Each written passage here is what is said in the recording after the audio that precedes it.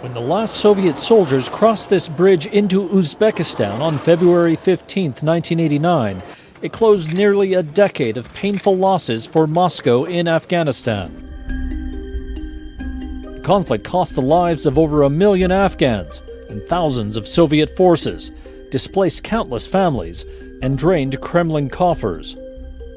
Analysts widely believed it hastened the collapse of the Soviet Union 2 years later. Afghanistan is still struggling with the fallout. In December 1979, Soviet forces poured into Afghanistan to prop up Kabul's Marxist government as insurgent groups fought for power. Moscow expected to achieve its aims quickly and quell the resistance. The West responded harshly. First, the United States pulled out of the 1980 Moscow Olympics.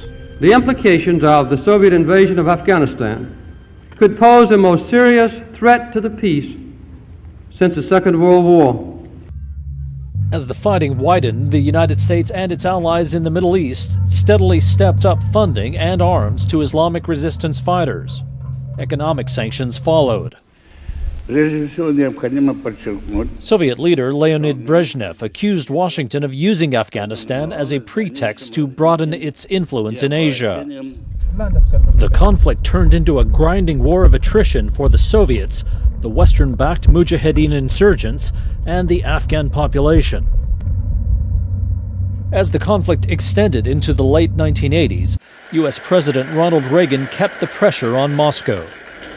Today, the brave people of Afghanistan are showing that resolve. The Soviet Union says it wants a peaceful settlement in Afghanistan, yet it continues a brutal war and props up a regime whose days are clearly numbered.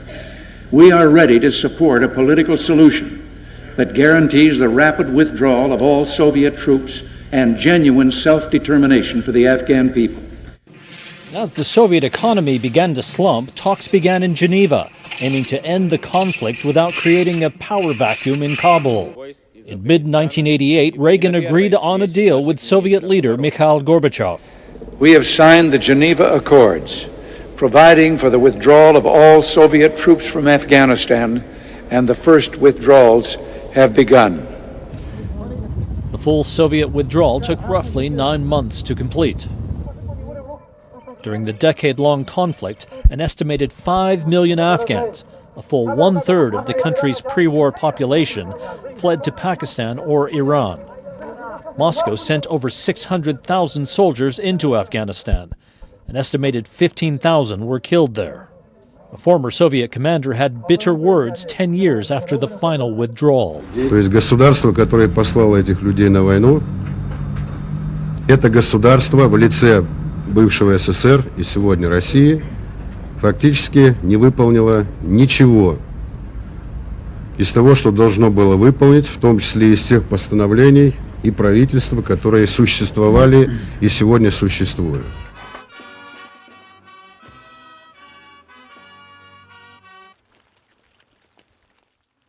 Я сегодня, находясь перед своими солдатами, своими бойцами, встречаясь с родными и близкими, никак не могу сказать никому, что эта война закончилась для нас как бы ничем, что солдаты, которые там выполняли долг, погибли и погибли зря, потому что по чьей-то ошибке солдаты погибли, потому что они защищали свою страну, и они выполнили воинский долг. Across the former Soviet Union, war memorials recall local soldiers who went south and never returned. For Afghans, the withdrawal did not lead to peace and stability. Ahmad Shah Massoud was a top anti-Soviet commander who was later assassinated by Al-Qaeda in the days before the September 11, 2001 attacks against the United States. و روسا به طور در حال افغانستان ترک میکردند که به هیچ نوع یک راه حل اساسی و منطقی ما نرسیده بودیم.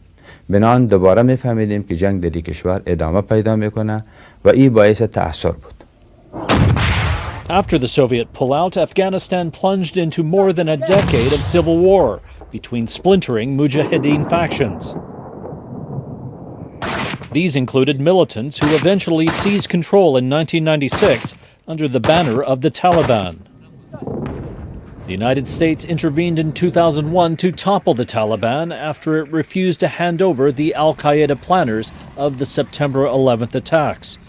After 17 years, thousands of more deaths, and a resurgent Taliban, President Donald Trump has said he wants to find peace in Afghanistan. He's considering pulling out U.S. troops. Here we find ourselves looking at this point for an exit. But we want an exit that at least leaves some semblance of order, rather than an invitation to chaos. 3 decades ago, the Soviets already found out that leaving is easier said than done.